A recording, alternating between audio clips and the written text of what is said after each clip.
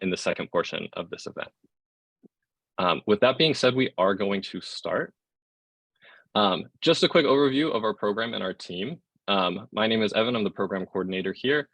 With us, we also have Rich Robbins, our founder and CEO, Sharon Kaplan, our senior program director, Sally Fang, our program manager, Udara Mendis, our industry and academia analyst, and then finally Anita Kishore, who is going to be in the second portion. She is our interview specialist. She'll be asking all those mock interview questions and giving you feedback. Besides that, a quick overview of our program. We are run by the New York City Economic Development Corporation. That is unfortunate. We might have to remove someone. Okay, sorry about that. So we are part of New York City Economic Development Corporation's 10-year, $1 billion initiative to grow the life sciences industry. So they're essentially our partner or parent organization, and they fund us as we support the life sciences. Our program offers paid internships and part-time and full-time job opportunities, both for undergraduate and graduate students, either in the science or business management track. Our application for internships and full-time job opportunities is open. So at the end of this, if you want to check out our application, or maybe if you've already applied, you can access our job portals. With that being said, we are going to start with the resume portion, and Sharon is going to give a few tips, tricks, and things that we look at when we are viewing resumes. Thank you, Evan. So in a minute, you are going to see some of the resumes that a few of you volunteered for us to critique. And we're going to ask all of you to take a look at those before we tell you what our critiques are, and type in the chat anything that you see that might be improved in those resumes. So here's some things that you can keep in mind when you're looking at those resumes.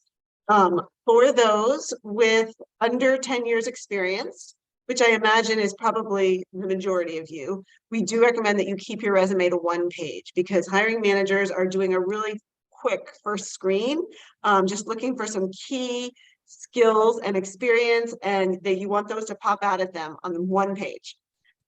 Be consistent with your grammar and formatting. Make sure everything lines up, make sure grammar is perfect, proofread everything carefully. Do think about the types of roles that you're applying for when you create your resume. So if you're applying for lab roles, you want to make sure that you are highlighting lab skills and lab experience, for example. Number 4, if you don't have much experience, like no prior internships or relevant jobs, that's fine. You can include a project section that highlights some experience that you have in a classroom lab or in an extracurricular activity or on your own. Make sure that you are demonstrating for employers not just the name of what you did, but a little bit of descriptive material in those bullet points. So in those bullet points, be sure to emphasize what I think we were on number 6. I think we were on number 5. So in your bullet points, demonstrate not just the name of what you did, but give a little information about what you did, how you accomplished it, the methodologies you used, and what you accomplished, what analysis you did, what were your results. Use strong action verbs and quantifiable data to describe your experiences. So instead of just saying, what your duties were, you want to talk about maybe how many people you served, or how many documents you produced. You want to make it quantifiable so that somebody can really picture what you accomplished in that job or internship or project. Please avoid unconventional formatting. So it's easiest on the eye if somebody who's reading a resume can just look at it from top to bottom. Can be confusing when there are like 2 columns to your resume, and so your eye has to go both across and down. Likewise, tables and fancy graphics don't really belong on a resume and can actually end up serving you really poorly if you are applying for a program that uses an AI, artificial intelligence sort of screening. We don't use that, but it's possible that a few of our employers do, and other employers you may be applying to do that as well. So they can't read those kind of fancy graphic formats. So you do want to keep things simple. List any experiences in education in reverse chronological order. So make sure you list the most recent first and go backwards from there. And then our last piece of advice is take advantage of the career services department at your university.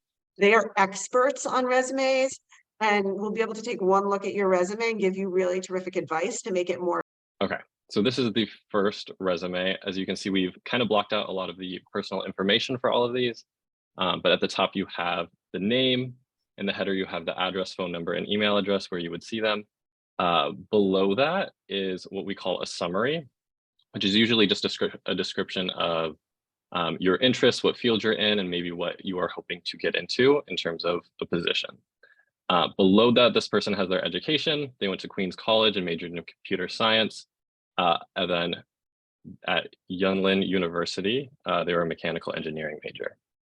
Otherwise, they have a skills section, and while it's not typical, they do have an activity section kind of discussing a few more of their skills and giving back some context for their data mining in the section above. So definitely feel free to type in the chat anything that you see that might be positive, something you think this person is doing well, or potentially something that could be improved, a critique, feedback, something to that extent. We'll just start reading that out loud as you guys share.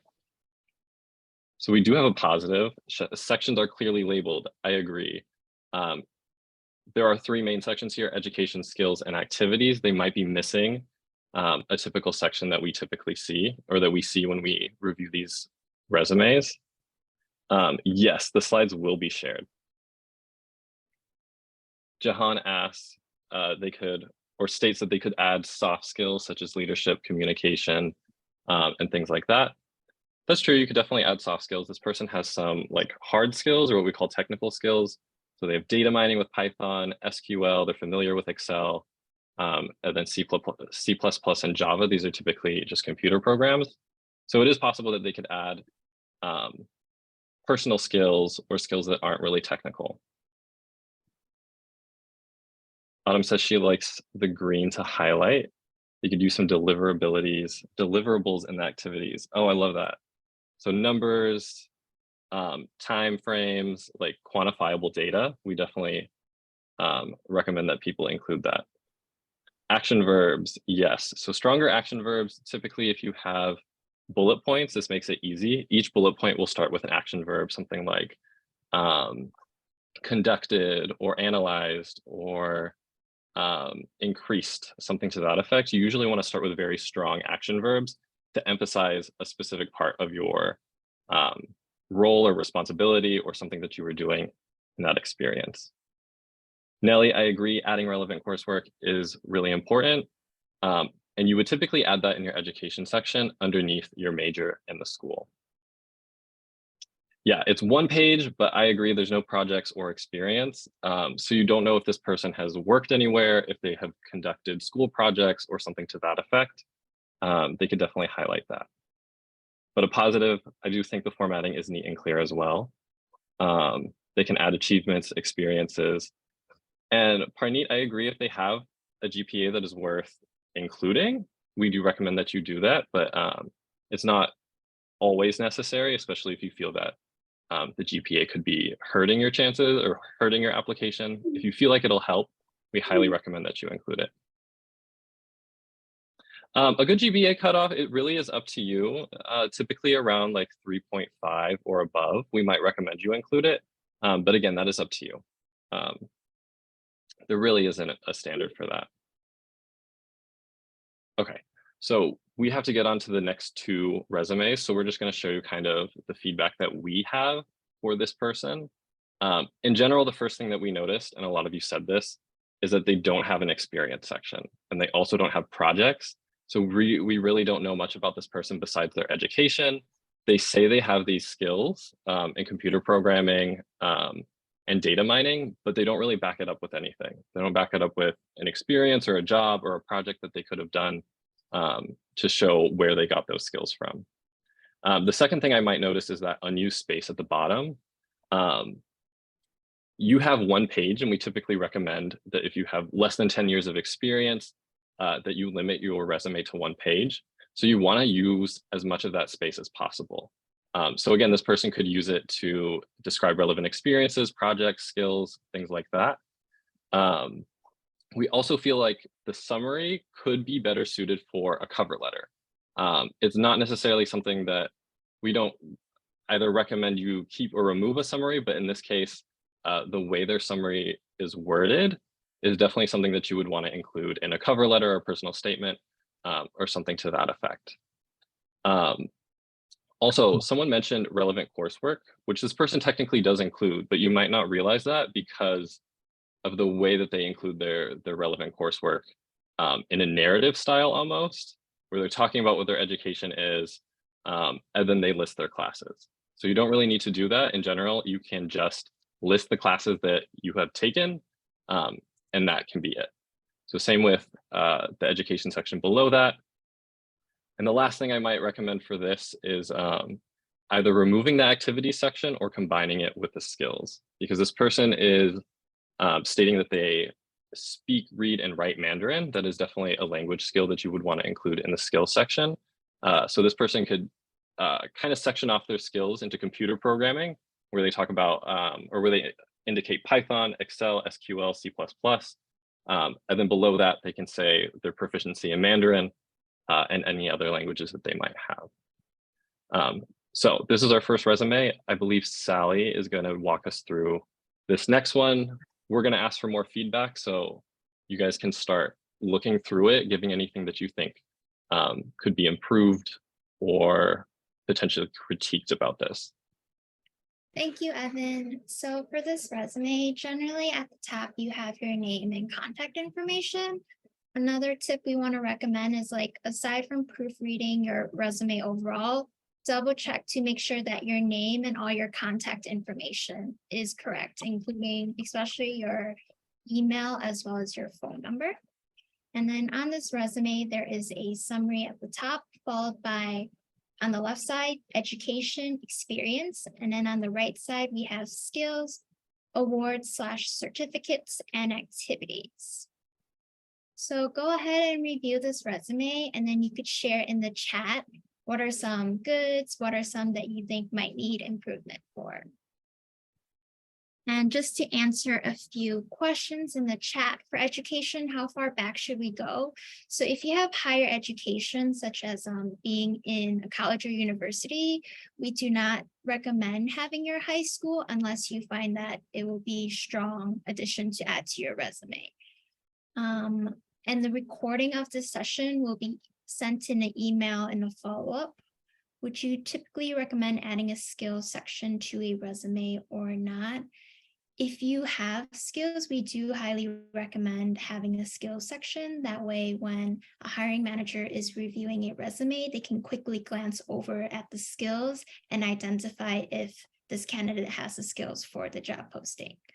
So feel free to share in the chat what are some goods, what are some improvements that this resume can have. So we have a question, how important is the summary and what belongs in it and what not? For the summary, you may have heard you can include it in your resume. You may have also heard you do not need to include it. For us, generally, anything you say in a summary on your resume can actually be better presented in a cover letter. So especially if you have a lot of experience and skills, we do recommend saving that space and writing it in your cover letter instead, where you can elaborate more on who you are as an individual and why you'd be a strong candidate for that position. All right, so there's some comments to say, I would put experience first. It's 2 columns. It's very clear, dates and organized. Maybe they could bullet the description of each row instead of write like it's a cover letter. No bullet points. Improve bullet points and add strong action verbs to the job description. Yeah, so I absolutely agree. Like, we think adding bullet points under the experience would be really helpful to easily read through the experience, as well as using strong action verbs. And then they could explain the activities and highlight some of their responsibilities for those experiences. Some pros, easy to navigate sections, well organized, great skills and award sections, cons, missing space at the bottom. And something we also want to mention is depending on who is reviewing your resume, sometimes it might not be easy to read it if it's in 2 columns because some might have a computer system such as an ATS that is reviewing it, and they might not be able to pick up if there's 2 columns or if it's in a box format. So just keep that in mind when you have a resume. And then someone asked separate section for volunteering, maybe babysitting is not necessary here. And we do agree. If you have any relevant experience, we do recommend putting it relevant experience or any volunteer. And then I'm going to go ahead and quickly just review. Oh, Evan, can you do the next slide, please? Yeah. Yeah. Cool. And just to highlight a lot of it. So we did say summary is quite long and could be better suited for a cover letter rather than a resume. Generally, high school education or experience should not be included in professional resumes. That is, if you have higher experience, and make sure to proofread the names of school and employers to ensure there is proper spelling. Description of experiences should include bullet points to emphasize key roles and responsibilities. Any unused space at the bottom of a resume could be allotted to describing relevant experiences, projects, or skills. And then on the right-hand side, the skills section, it could focus more on technical skills, such as computer programs like Microsoft 365 or Google Workspace, or if you have science lab skills, such as pipetting, PCR, if you have any lab equipment skills, we recommend putting that in there as well. Or if you're doing computer program, any computer program languages skills, or if you speak multiple languages, you could include that as well. And under activities to the right, it's important to use consistent word choice, formatting, punctuation, font, etc. throughout your resume. And I also want to quickly add, if you do, for your contact information, if you have a LinkedIn, we recommend hyperlinking your LinkedIn on it. And if you have a GitHub, you can add that in your contact information too. And then I know this is really quick, but I'm going to pass it along to Sharon so we can review one more resume. Thank you, Sally. So here's our final resume that we're going to look at. Again, anything that jumps out at you that you would recommend that this person do to improve their resume, please type it in the chat. Just to introduce, this is somebody who maybe has a little bit more experience already in their field, but we still see ways that they could improve this resume to make it more effective. You do see their work experience at the top, and then they separated out their internships, and they put their education underneath those things, and then a large section about skills and qualifications at the bottom. So I see that somebody said it should be 1 page. And again, we do recommend that for most students because they tend to have less than 10 years experience, though you can see for this person that their experience actually goes back to 2006. So they're a little bit more entitled to get their experience onto the 2nd page if they absolutely need to. That being said, you still want to make sure that key things like your list of skills, and maybe your most important work experience makes it onto that 1st page. I see that somebody says the top heading is excessive, taking up an excessive amount of space, could make it just 2 lines. I guess you're talking about the name, and yes, if you're short on space, there are ways to make headers take up a little less space. Shorter job descriptions, missing bullet points, and I agree. There may be some really important information in these job descriptions, but it's very hard to read quickly and easily. Bullet points would make it easier, and dividing these things into sort of related areas that could each be under a bullet point. Formatting of dates could be more consistent, absolutely. You want anything in your that's formatting in your resume to be consistent. So we see here that one job says June to present, another has just the years, 2010 to 2014. And then under internships, we see 3 2009/1 2010. But then we have the bottom one, 9/2006 instead of 9-2006. So they've mixed up their dashes and slashes, which is, we can still read it, but if you look under their skills and qualifications, they told us they have a good eye for detail. I always say that saying you're detail oriented in the resume doesn't really prove anything. The best way to prove that is that all your job hunting materials are perfect. That shows that you have a great eye for detail and you really took the time to master those details. Somebody said, first bullet in skills is convoluted. Yes, maybe for formatting, having roles and companies separated and easier to see. Yeah, you could use sort of like a slightly different level of size of font or type of font to, as long as you're consistent from entry to entry, to delineate those things. Maybe internships could be combined with experience, and that's true. If your title is an intern for one, then that would be clear to somebody, and it could all be in one section and sort of make your space more efficient. Does the key information of the resume to be one page be based on the type of job you are looking for at the current time? And yes, absolutely, make sure that you want to, I think this person seems to have their resume well geared towards a science role, but that's definitely something you want to keep in mind. They should make the relevant coursework underneath education stand out more. And yes, again, you could use bullet points under the relevant coursework to make it easier to see at a glance. So now, Evan, can we go to the next page where we highlighted a few things? And as you can see here, I think many of you picked up on some of the things that we also picked up on, which includes those dates and the formatting of the dates.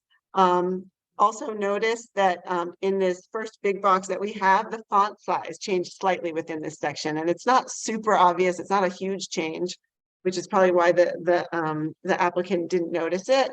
But we've seen more glaring examples of that sometimes. So you do want to make sure that your font size is consistent. That's another way to show your attention to detail. Again, everybody noticed that the descriptions are dense, and bullet points would make this easier to read. The skills section is also dense, so more she or he could have delineated it into sections, since they did use bullet points here, but maybe having additional sub bullet points within that first section where we have mammalian cell culture and cells fixation and permeabilization would have made it even easier to read. Also, if your resume does go to more than one page, try not to split up a section, because we see here that the education section starts on page 1 and is continued on page 2. I think those are the main things we noticed on this resume. You guys did a great job at noticing ways to improve this. So hopefully now you can cast a critical eye on your own resumes as well. And I think that we're going to go to a few general questions about resumes before we move on to our interview section. Yeah, so I know a lot of you have been asking questions in the chat, and I think we've been trying to answer those as frequently as possible. But at this point, if you have any questions about what we just went over, we ask that you try to keep the questions as general as possible. A lot of people have very specific situations or things that they might want asked about their resume. We will open office hours up to all of you after this event. But if you have any more generalized questions that would apply maybe to a number of people in this group, go ahead, type that in the chat, and we'll try our best to answer them now. Awesome. So that first question, if a company asks for a resume, it should be one page, but if they ask for a CV, it's fine for it to be longer, right? Sharon, what do you think? Because I think the answer is yes. So usually a CV, in case anybody's not familiar with that term, it stands for curriculum vitae.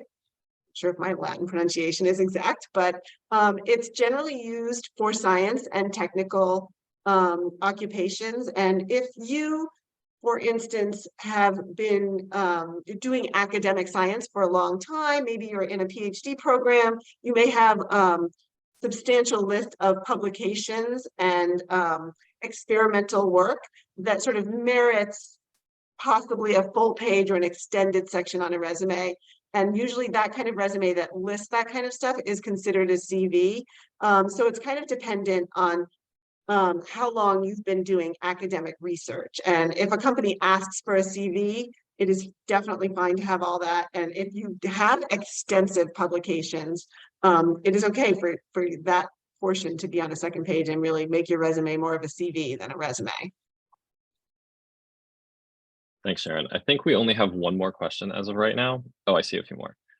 What if you don't have any projects to put in place of your experience? So ideally, you'll have some kind of experience. It doesn't matter if it is like in retail, if it is in customer service, or if it's even like lab experience. If you have any kind of experience like that, you could spin it to where it can emphasize that you have organization skills, or you're good at time management or something to that effect. And projects don't have to be necessarily school-based. They can be personal projects, anything that you have done on your own time that might have given you a specific skill that you want to emphasize on your resume.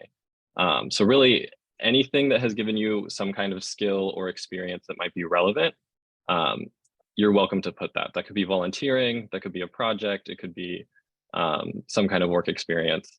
As long as you can put something down on your resume, it's better than having nothing at all. We're going to try to zoom through these remaining few questions so we can get to the next part.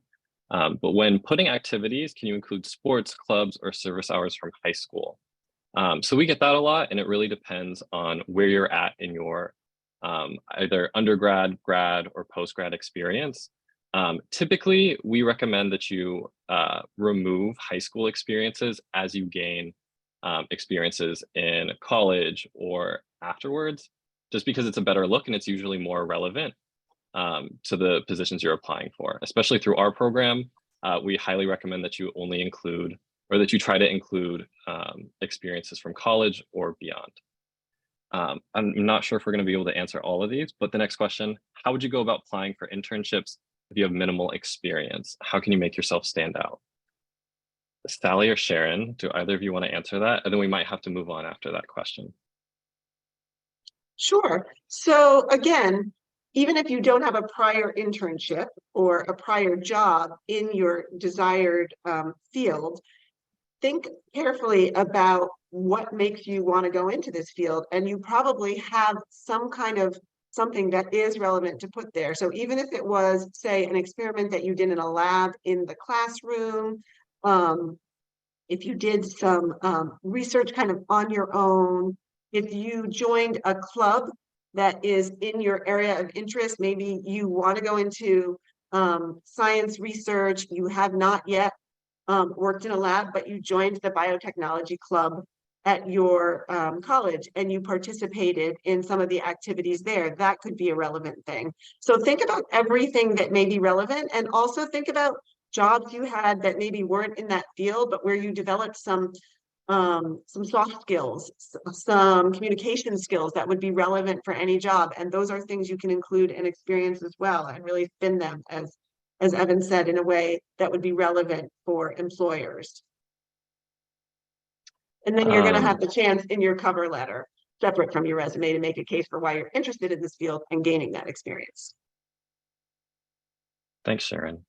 That last question, could you include presentations on your resume? I would say yes, if you don't necessarily have other experiences you can draw on. Presentations, especially if they're research papers or something to that effect, could be great to include as well.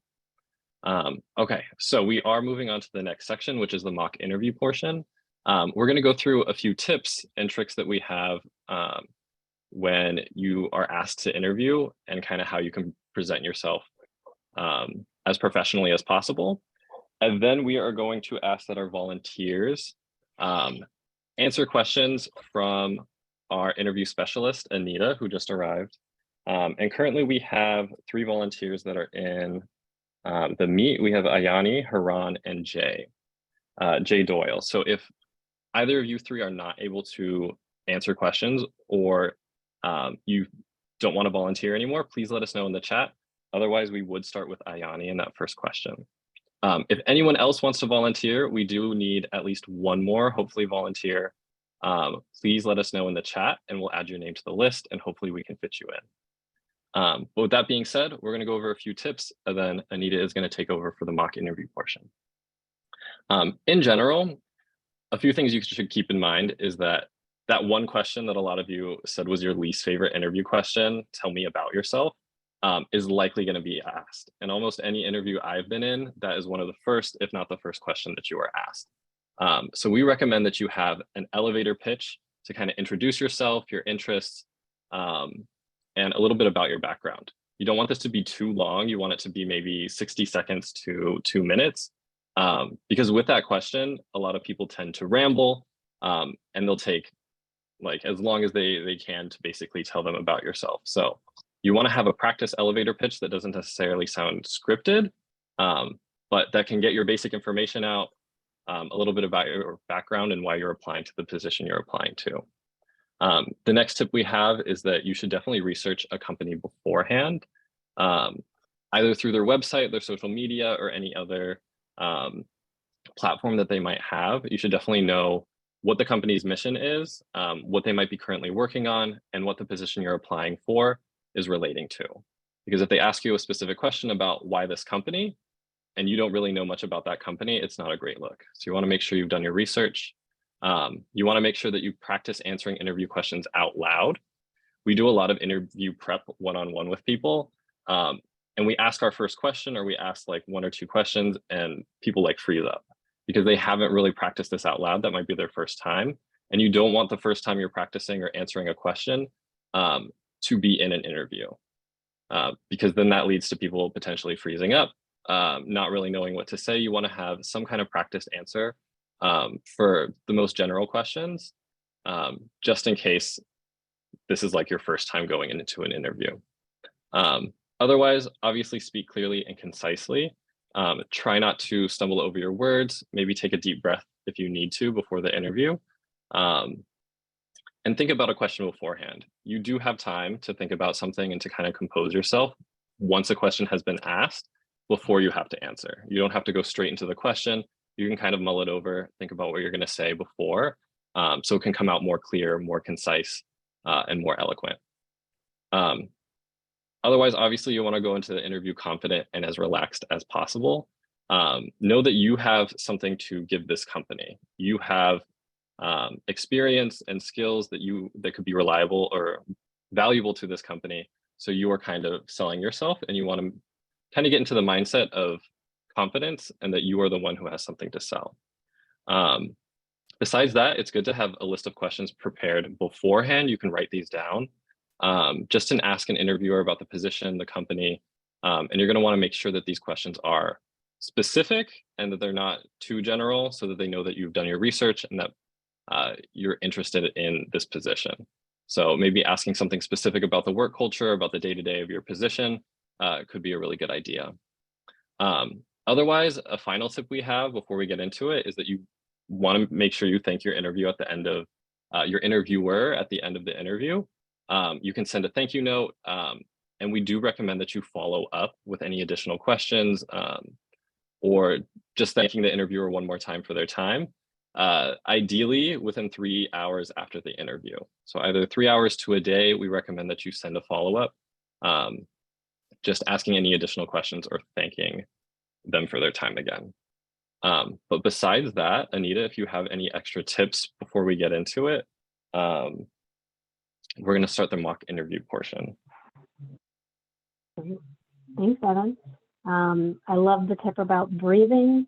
And if you feel like you're messing up or making a mistake or you got ahead of yourself, take a breath and say, you know what, I'm going to start over. It is perfectly okay to do that. So who do we have volunteers here? You mentioned some names. I did not write them down, but if you want to list the first person. Yes, I believe it was Ayani, if I'm saying that right. Ayani, are you there? Yeah. And still able and interested to do a mock interview. Yes, Woohoo. awesome. All right. Thank you, So Ayani. Are you we'll able pin to you. come? Can you unmute her? And are you able to show your video? It'd be great if we could see you. If not, just let us know.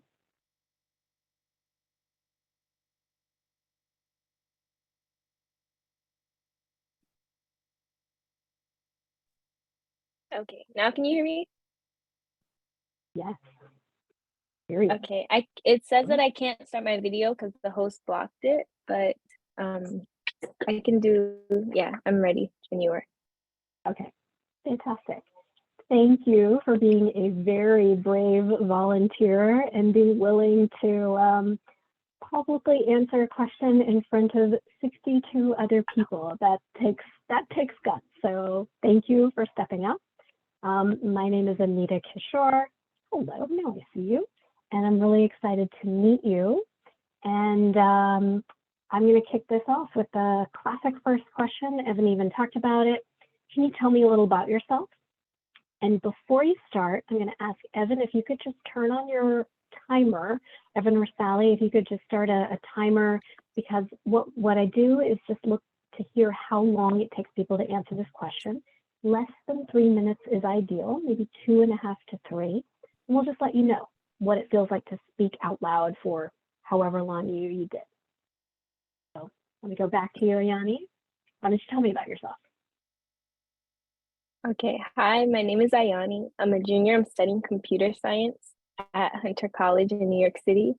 I have some previous experience at internships working with React and front-end development, and I'm looking for an internship, preferably doing full stack development.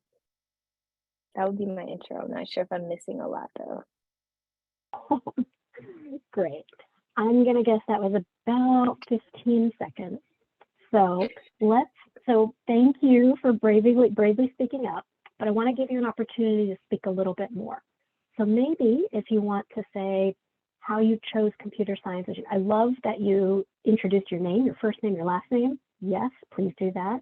You said where you are in school, you're a junior, Hunter College, majoring in computer science.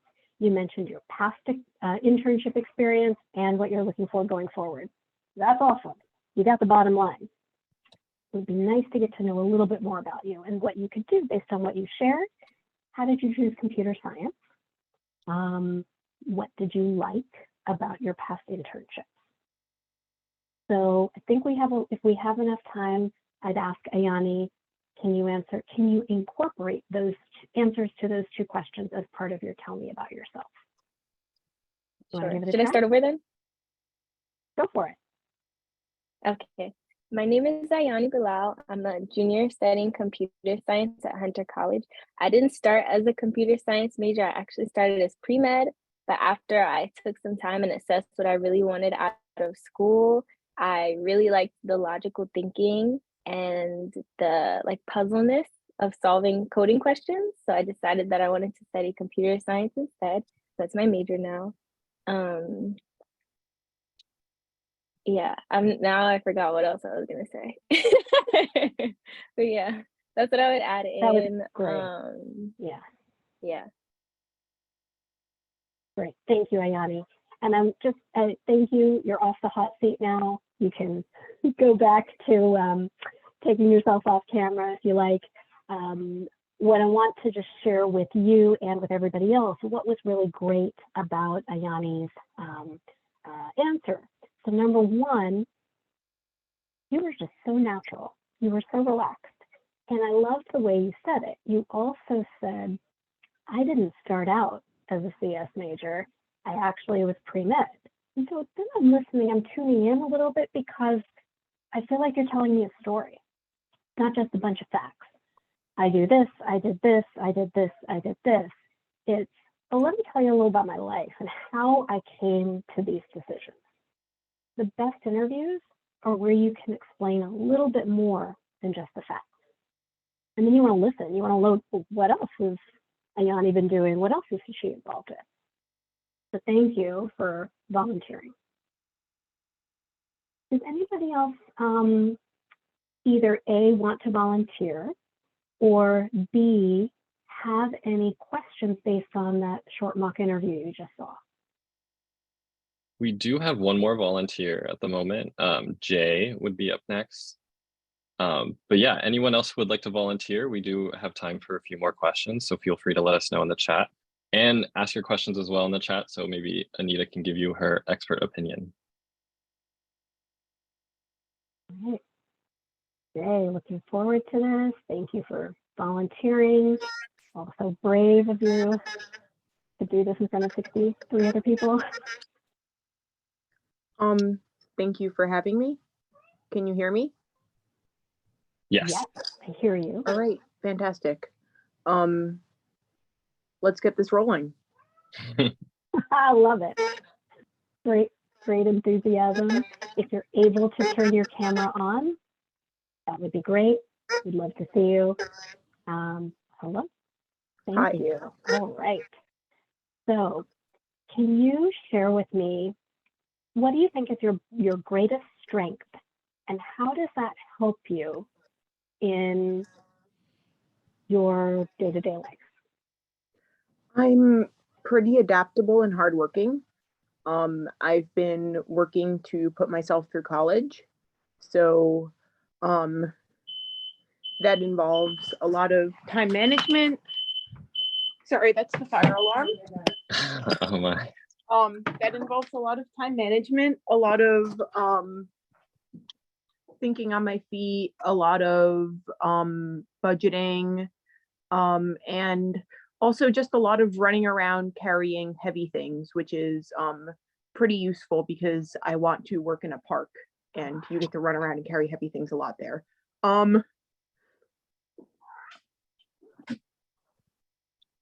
But yeah, no, I'm pretty adaptable in adverse situations, and I'd say that's my strongest talent. Right. Thank you. So I think you just demonstrated your adaptability because of the fire alarm that just went on. Hopefully you are safe, but I think you picked up your computer. Okay, good. And kind of moved along. And that was a beautiful illustration of that you're just able to kind of go with the flow. I really hope that doesn't happen in an interview, but at the same time, shows me you keep your cool. Now, here's what I would make a suggestion to make it even more specific. You gave an example, like you don't mind lifting heavy things and you want to work in a park, and you know that's actually going. I wasn't sure if that was like just a fun addition, but it sounds like it's relevant to the job that you're interested in. If there is a way that you can give an example of where you have been flexible in the past, I think you illustrated it beautifully right then and there because there's a fire alarm. But if it wasn't a fire alarm, might there be an example that you can share that you have had to demonstrate flexibility or adaptability in school, in a job? Sounds like you're putting yourself through college, so you work, so you have a job. Maybe in a volunteer organization. So I'm going to give you another opportunity. Is there an example that you can think of where you've had to demonstrate flexibility? So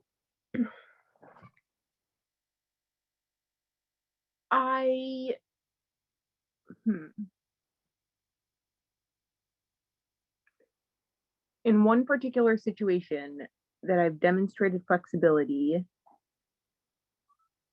I think it would honestly have to be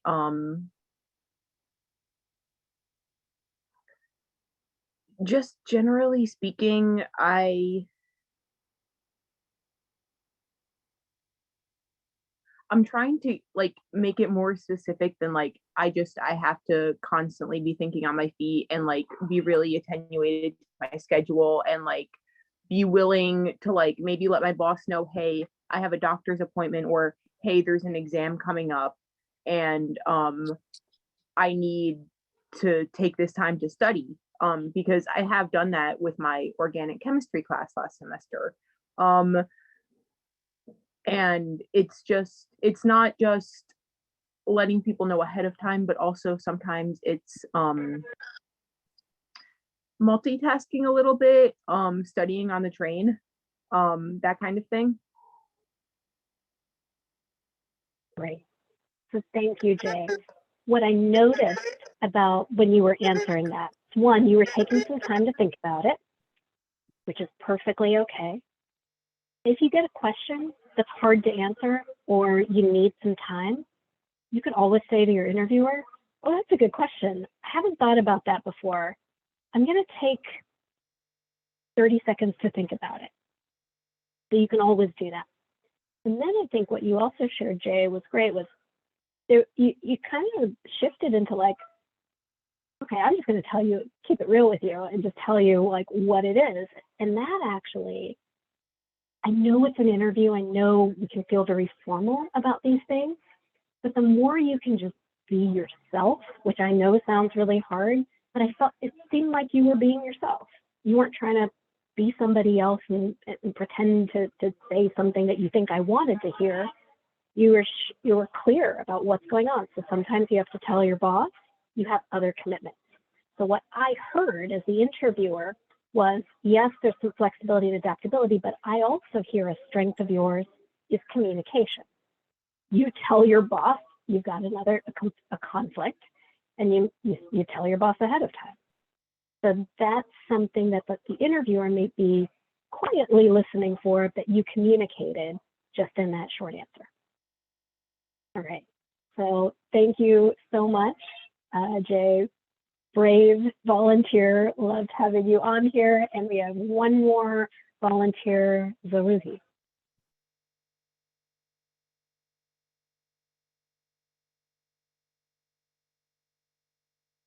And if anybody has questions about what you saw in the interview or heard in the interview or on the feedback, please feel free to type them in and we can answer.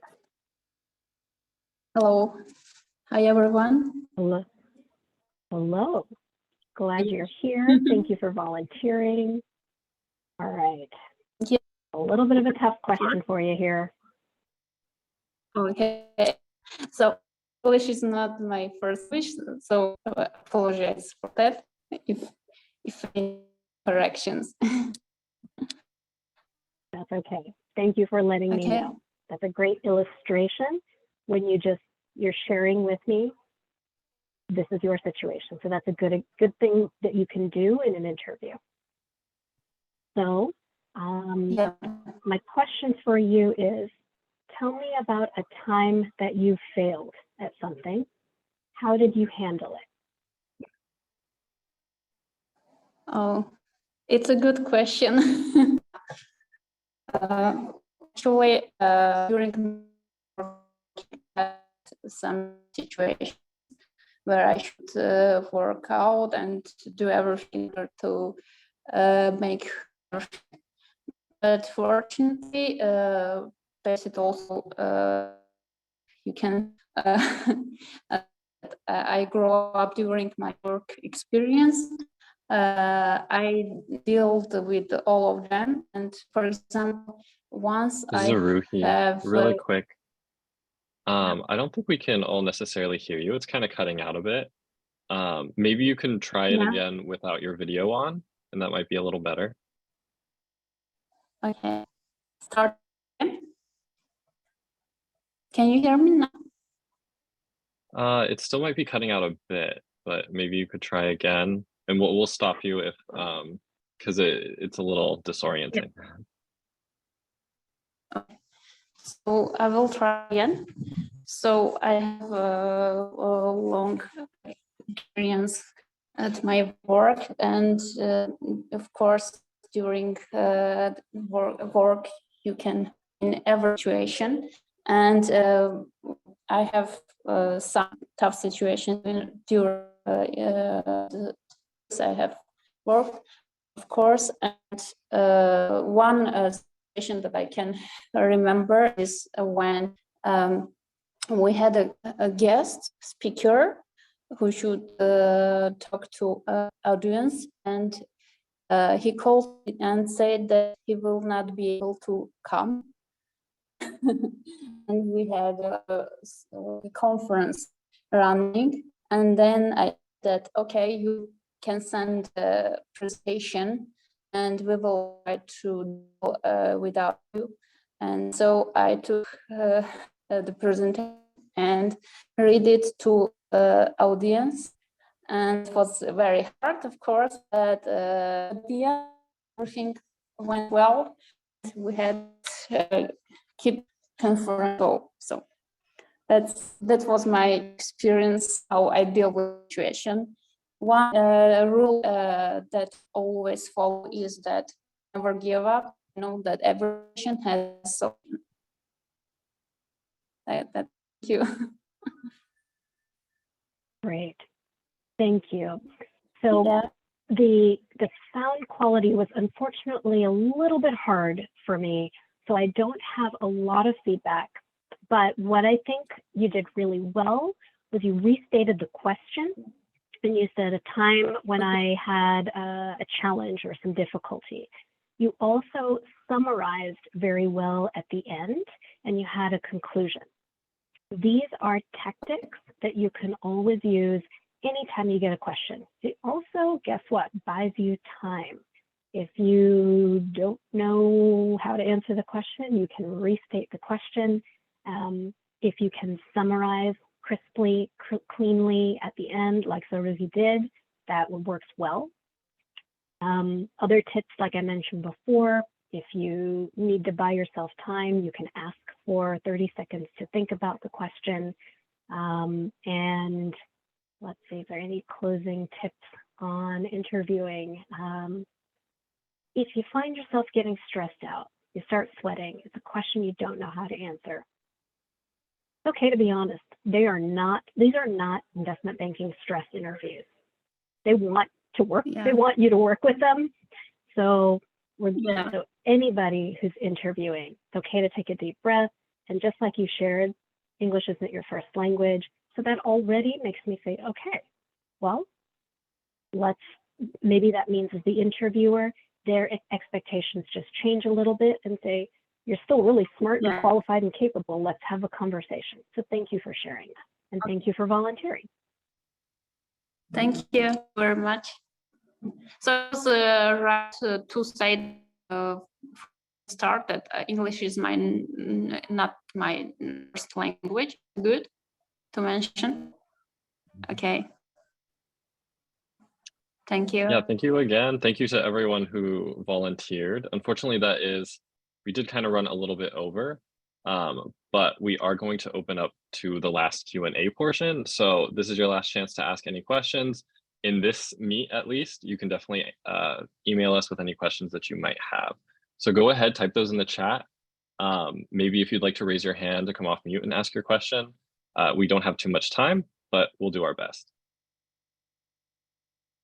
In the meantime, you guys can see some of these common interview questions, some of which Anita already answered or asked our participants. But we feel like these are some of the most common questions you might see.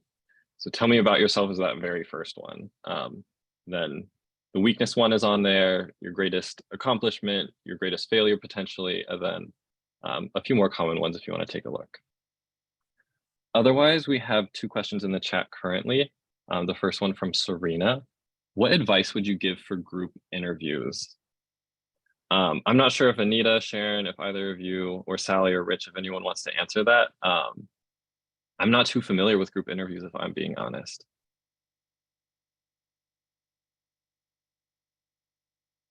I can start. It's unlikely with LifeSci NYC that you're going to have it, but group interviews, a little bit of a psychology, meaning don't let other people freak you out. So that deep breathing, it's good to listen to what somebody else says. It can be hard to remember what you want to focus on. Bring any notes, bring your resume, and the deep breathing can help a lot. And if there's something you find interesting that somebody else says, you can refer to that. Oh, well, so-and-so said that they have this as a major and a hobby. I also have that as a hobby. And then you can answer the question. Sharon, anything from your side? Yeah, I would just say, I would agree that I think if somebody is holding a group interview, part of it is they're trying to see how you function in a group setting. So they're looking to see a conversation take place and see if you can kind of do a good job of networking with the other people that are there and finding common ground and, you know, having a discussion that's relevant to the specialty that job is that they're interviewing for. So I think, you know, be a team participant and a friendly person in that setting, and that will benefit you well. Yeah, and the one thing I might have to offer is that you don't really want to dominate the conversation. I know a lot of people kind of go in thinking like, oh, I need to be the one who answers every question. That could actually be a very bad look, because then it shows that you're not really that great in a team. The next question, what would be a good answer example of the questions asked by the interviewers? I'm not too sure what that is asking, but I do have currently shared the common interview questions. So if you want to take a look at that, otherwise, maybe you could ask your question a little bit more specifically. What kind of questions are you waiting for us to ask at the end of the interview? That's a great question. It's a question about questions, so it's great. You can ask the interviewer about what the company is like, maybe what the work culture is like. You can ask them about specifics about the job. Maybe if you read the job description, you can ask about specific responsibilities or requirements that they are asking of you, what the day-to-day is like. You can ask what their timeline might be. I feel like that's a roundabout question of way of asking, when am I going to be hired, or when is the next step for me? You could kind of just ask, what does your timeline look like for this position, or something to that effect. If anyone else has something to input, definitely feel free.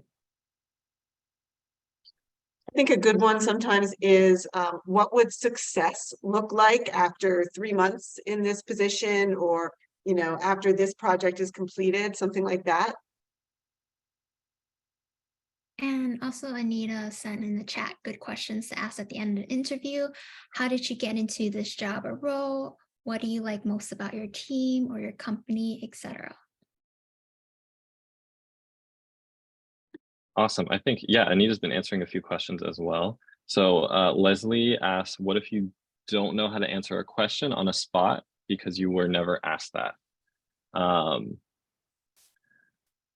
not sure if this was answered. Oh, Anita, if you want to answer, I guess you can just repeat what you already typed.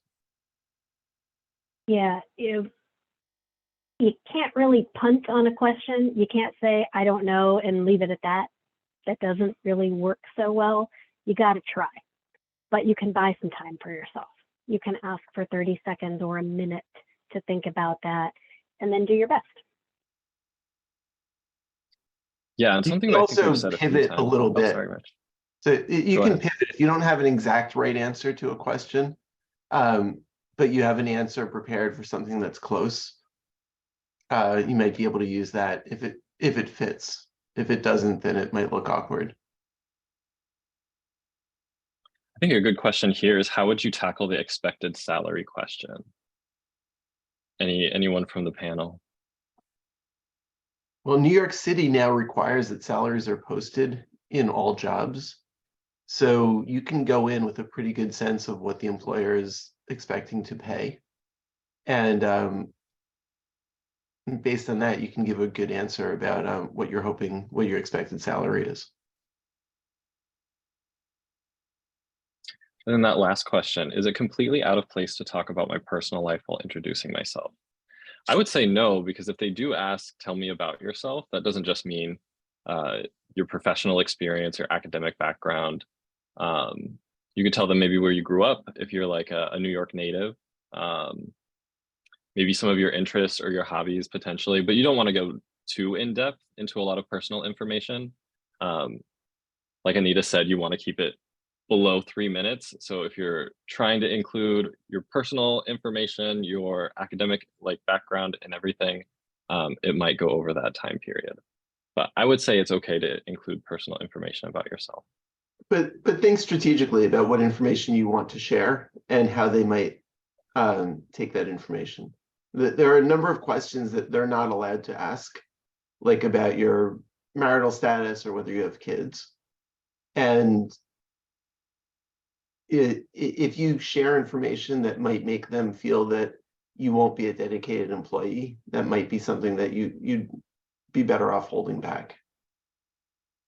If you talk about a real passion that really sets you apart and distinguishes you, like you're a former Olympian or something, yeah, definitely.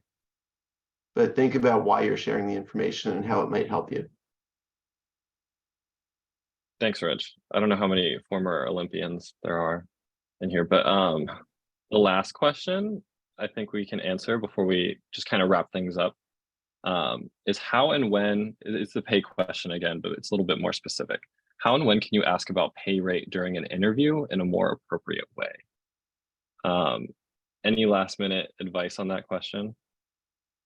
I would say that probably an interview, at least a first interview, is probably not the right place to ask about pay. Again, as Rich mentioned, it should have been posted in the job posting.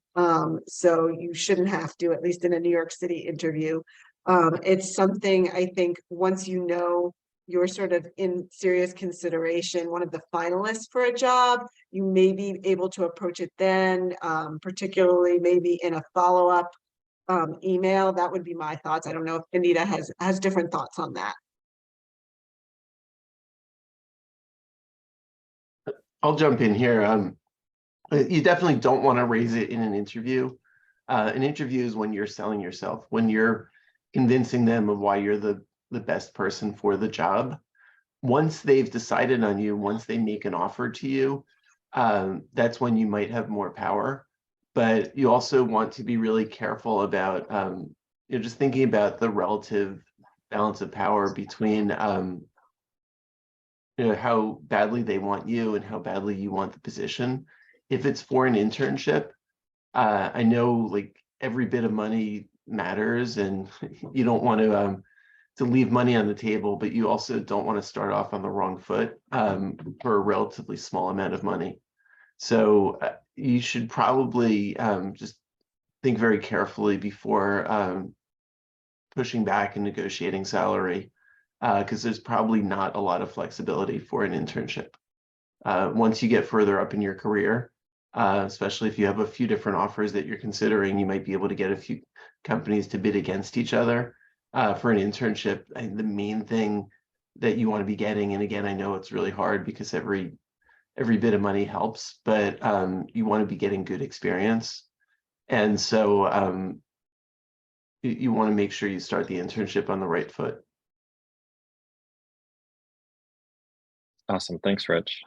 I think the last piece of advice that Anita had for the what sets you apart question, which I think is a very common question you could be asked. She says, this requires some advanced prep. What is something that you're really great at and that you're proud to tell someone else? So that could really apply to anything, maybe something you're very interested in, something you're an expert at, or like a specific quality about you or a specific experience about you that really is different from the general population. So yeah, I think make sure you have that kind of in the back of your head just in case it comes up. But I think that's a great way to end the Q&A for now. If y'all direct your attention to the screen I'm sharing, this is some of the information that you'll have access to after this presentation. We will be sending out a follow-up email with a recording of this workshop, the presentation that we were using throughout. And you will have the access to all these links where you can have information about our program, that link to the office hours that we were talking about, where you can sign up for a one-on-one with either Sally or myself. We'll work with you through interview prep questions, cover letters, resumes, really anything related to getting an internship or a job. So you can sign up for that on Calendly. We have a meetup group that we would love you to join, an info session where you can learn more about our program, and a few YouTube links with just a little bit more information. Also, if you have any more questions, if maybe we didn't ask it or you think of a question after this presentation, definitely feel free to email us at internships@upperweststrategies.com, and we will get back to you very shortly. Otherwise, we do have a few cheat sheets, sample tips, things that we kind of drew upon as we were doing this presentation that you have access to as well. So a resume cheat sheet, if maybe you forgot everything we talked about today, all of those tips are in that. We have a cover letter cheat sheet, and then the sample interview questions that we had, as well as interview tips. With that being said, thank you guys so much. We appreciate all of you coming.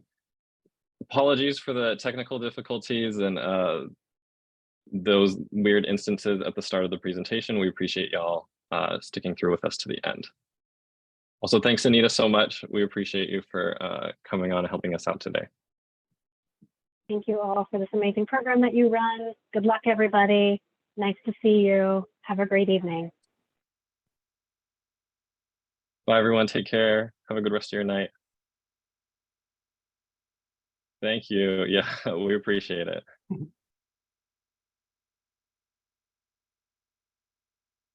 Thank you, Nacelle. Yeah, we just kept going.